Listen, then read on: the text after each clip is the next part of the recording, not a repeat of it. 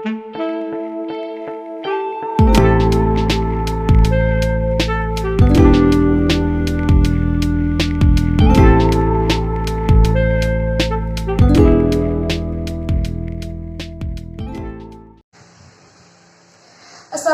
warahmatullahi wabarakatuh. Perkenalkan, saya Hajar Rahmatulaili dari Universitas Ma'arif Hasyim Latif Sidoarjo. Di sini saya akan menyelesaikan salah satu mata kuliah yaitu perilaku organisasi dengan menjelaskan hubungan antara perilaku organisasi dengan hablum minannas atau sesama manusia. Pada dasarnya, manusia merupakan makhluk sosial yang membutuhkan seseorang atau sekelompok orang untuk berintegritas. Ketika kehidupan manusia masih sederhana, mereka mampu mencukupi kebutuhan mereka sendiri. Namun, seiring berjalannya waktu, kebutuhan manusia semakin lama semakin banyak dan kompleks, serta keterbatasan setiap manusia. Sehingga, mereka cukup sulit untuk memenuhi kebutuhannya. Oleh karena itu, mereka melakukan kerjasama dengan orang lain untuk mencukupi kebutuhan masing-masing. Dari kerjasama tersebut, sehingga menimbulkan ketergantungan antara manusia satu dengan manusia lain.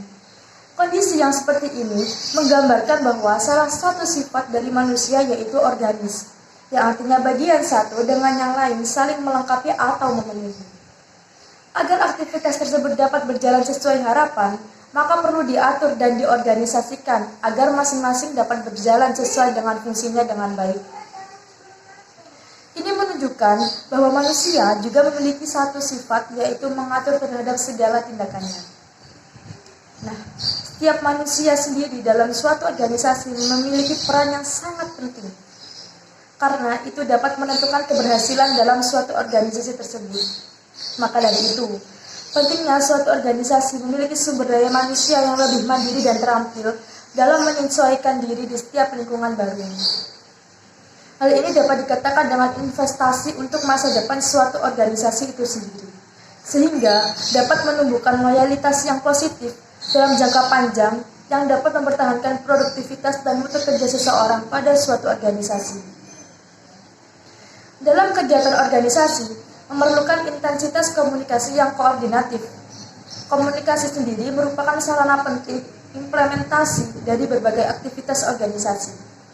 Penyampaian informasi yang akurat merupakan hal yang vital dan sarana penting bagi organisasi untuk saling berhubungan dengan lingkungan tugasnya. Setiap aktivitas individu dalam suatu organisasi akan menghabiskan waktunya sekitar 70% untuk kegiatan berkomunikasi, seperti menulis, membaca, mendengarkan, dan berbicara. Salah satu faktor keberhasilan suatu organisasi dari komunikasi yang efektif, karena dapat terhindar dari berbagai kesalahpahaman, misunderstanding, or miscommunication. Dalam menginterpretasikan informasi, dengan komunikasi yang baik diharapkan menjadi titik temu atas berbagai persoalan komunikasi, sehingga dapat mengurangi timbulnya konflik antara individu atau kelompok dalam organisasi. Nah, dalam komunikasi sendiri memiliki 3 bentuk. Yang pertama komunikasi vertikal, yang kedua horizontal, dan yang ketiga diagonal. Vertikal sendiri memiliki 2 jenis. Yang pertama komunikasi ke bawah, dan kedua komunikasi ke atas. Komunikasi ke bawah berarti proses penyampaian informasi dari atasan ke bawahan, sesuai dengan struktur organisasi, seperti pemberian motivasi, pemberian instruksi, memberikan umpan balik. Sedangkan komunikasi ke atas, itu berarti bawahan ke atasan. Biasa digunakan seperti laporan kegiatan, keluhan, kritik, dan saran. Yang kedua ada komunikasi horizontal. Komunikasi ini biasanya lebih bersifat koordinasi karena banyak digunakan oleh unit kerja yang setingkat atau kelompok-kelompok kerja yang setingkat, seperti koordinasi antar individu atau bagian, atau biasa disebut dengan komunikasi informal. Yang ketiga ada komunikasi diagonal. Komunikasi ini dilakukan secara silang, baik menyangkut fungsi maupun tingkatannya, seperti rapat yang dilakukan oleh satu unit dengan unit yang lain di luar bagiannya.